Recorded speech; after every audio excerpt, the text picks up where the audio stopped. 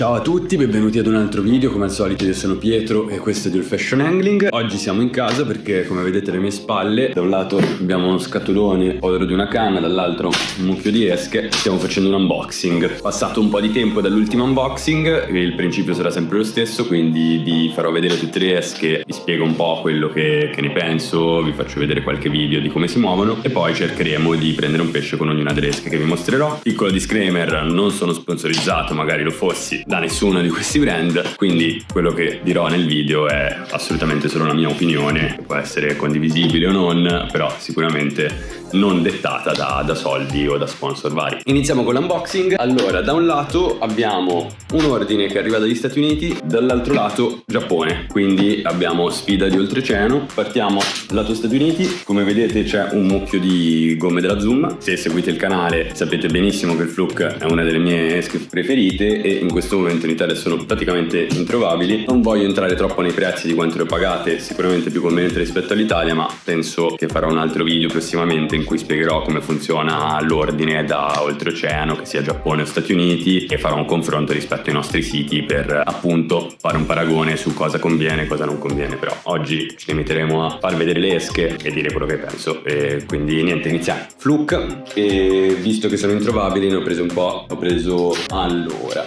3 buste in colorazione Baitfish e 3 Smoking Shad, che sono le due colorazioni che troviamo anche qua. Baitfish un po' di meno, però Smoking Shad è la colorazione classica che troviamo anche qua e che sono tra quelle che uso di più. E abbiamo preso anche 2 colorazioni nuove che sono appena uscite, non c'erano neanche su Tackle Warehouse. Questo Electric Shed, che è un po' più trasparente con questi glitter un po' violettini qua, e questo Rainbow Shed che sembra un po' appunto una trota iridea. Anche questo molto più ghost rispetto ai Fluke soliti, molto curioso di vederli in acqua e vedere come si comportano. Sempre Fluke, ho preso non la misura gigante che già ho in colorazione baby bass, la misura da 6 pollici. Anche questa sono curioso di vedere un po' com'è. Ho preso una busta sola appunto per provare. Prossime gomme, esca incredibile per pescare a mid trolling, come potrete vedere nel video a Bolsena. Esca incredibile, il Sonar Minnow di Yum, l'ho preso in 3 colorazioni. Colorazione Houdini Shad, è uno Shad Ghost con la schiena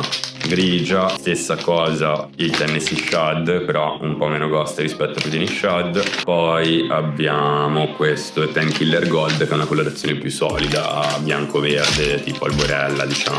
E questo è Sonar Minnow, tutti e 3 da 3 pollici. Come dicevo, esca incredibile per il mid trolling, davvero efficace per quel tipo di pesca. Poi confezione da 51 ami del 2 della Owner Mosquito Hook. Sono gli ami che uso praticamente per quasi tutte le pesche finesse, che sia drop shot, neco, wake rig, qualsiasi cosa per cui mi serve un amino piccolo, amino del 2 o un Mosquito Hook. Pacco da 51, te lo tirano dietro su Tackle Warehouse, davvero conveniente.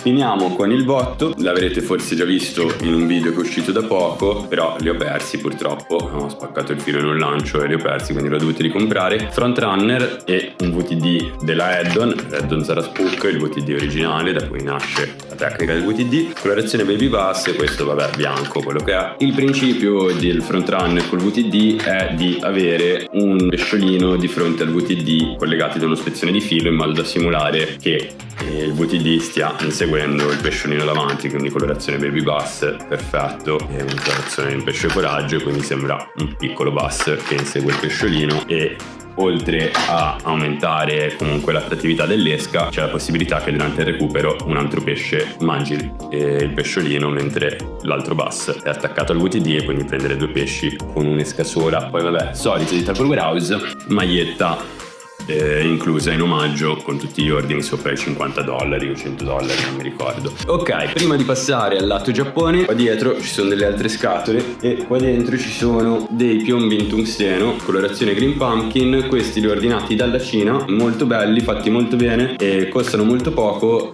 Questi li vendo, quindi se siete interessati scrivetemi in DM su Instagram o Facebook per sapere prezzi, spedizione eccetera. Ok, passiamo a Giappone. Giappone in realtà abbiamo la scatola arriva da Japan Lure e la canna invece da Amazon Giappone. Iniziamo dai con la scatola di Japan Lure. La scatola di Japan Lure molto carino, scritta dentro thank you so much con faccina, sempre apprezzata. Come apriamo la scatola c'è subito un regalo, infatti scritto gift, e abbiamo un cranchettino della Megabass, direi uno sciallo crank della Megabass, colorazione un po' fluo. Non sono un grande fan della colorazione fluo, però secondo me tornerà utile magari anche per pesca da altri predatori. Ci vedo cavedani mangiare questa cosa, persici, potenzialmente anche trote laghetto, sicuramente anche i bass ovviamente, quindi comunque apprezzato. E soprattutto comunque è un crank di Megabass, in Italia questa cosa qua costerà probabilmente 15 euro almeno, quindi bel regalo.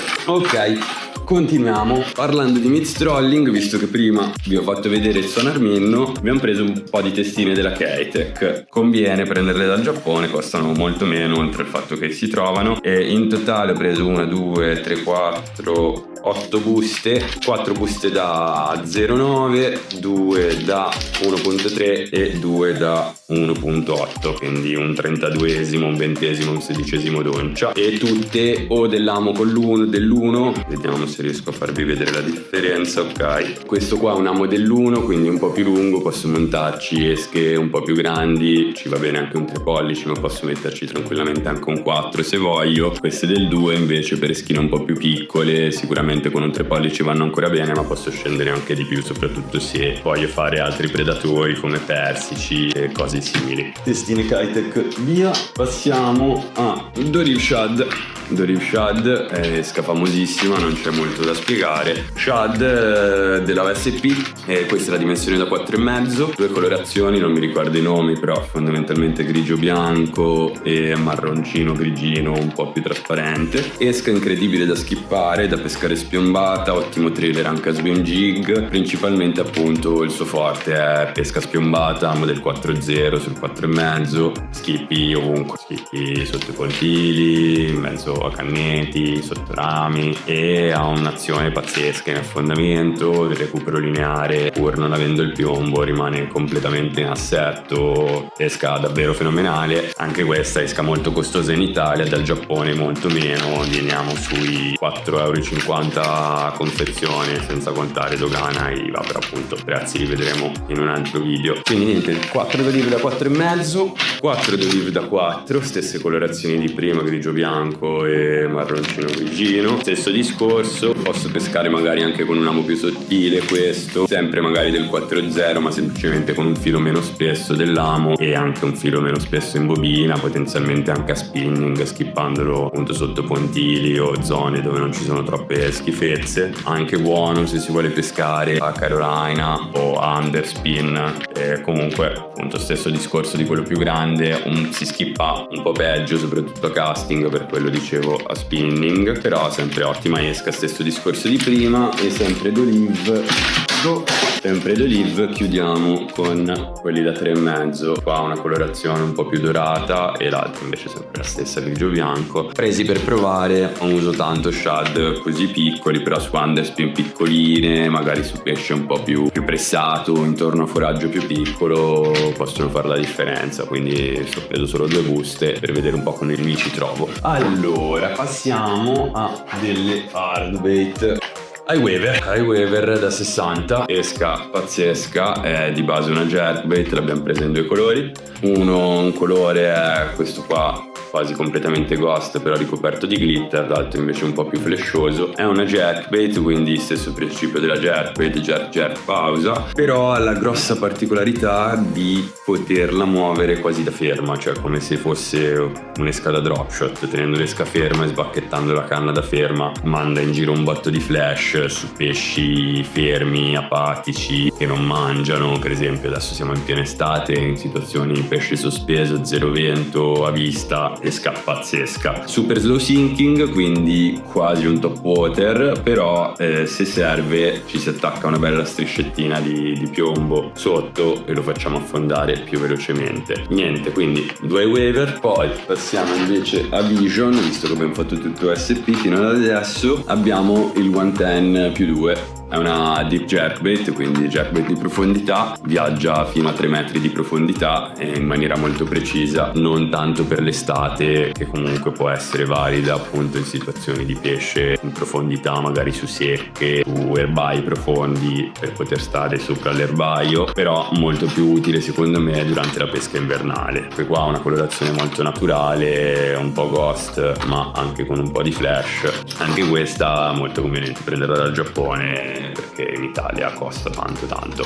Ok, abbiamo una canna, dentro la scatola abbiamo un mulinello ancora tutto imballato, Shimano Miravel 2000 con bobina a sciallo, e adesso immagino che dopo tutti questi discorsi, le esche che avete visto, le testine e il mid strolling, potete facilmente immaginare che canna ci sarà lì dentro. Ce l'ho fatta, eccolo qua. Allora, Shimano Miravel è il primo della linea Shimano, cioè il primo modello a livello di budget con la tecnologia C4, l'ho svitato, vabbè, poi lo metteremo insieme, e quindi è fatto di una fibra più leggera, mulinellino piccolino, bobina a sciallo, perché ci andremo a imbobinare una bella treccina del 10, tra l'altro mio direte treccina gialla, ma io sono un grande sostenitore della treccina gialla, perché tanto alla fine con 3 metri di fluorocarbon della treccia il pesce se ne sbatte le palle, e soprattutto così vedo le mangiate che con una treccia verde non vedo. Quindi mulinellino, e chiaramente parlando di finali in fluoro abbiamo una bobina di fluorocarbon della Seaguar del 20,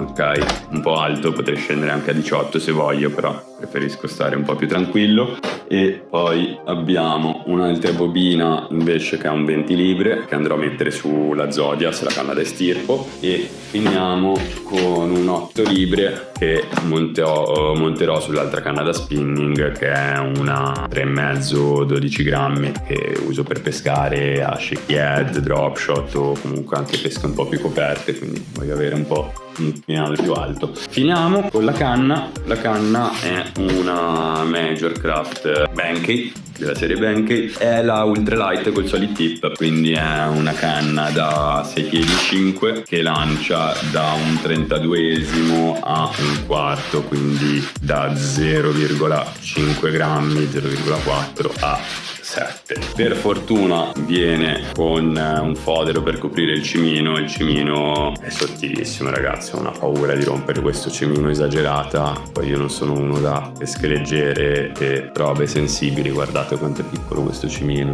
cioè incredibile. E per fortuna c'è il fodero che starà il più tempo possibile sopra la canna. E niente, serie Benkei, io ho già la 3/4, quindi la canna da reazione da casting, e mi ci sono trovato molto bene. Sono 3 bellissime canne, ho risparmiato un po' di soldi prendendole dal Giappone, arrivata integra, e niente, non vediamo l'ora di usarla. Quindi direi che l'unboxing è finita, e quindi niente, adesso tocca prendere un pesce con ognuna delle esche. Quindi ragazzi, mettete like se vi è piaciuta questa prima parte del video e ci vediamo in pesca. Boom.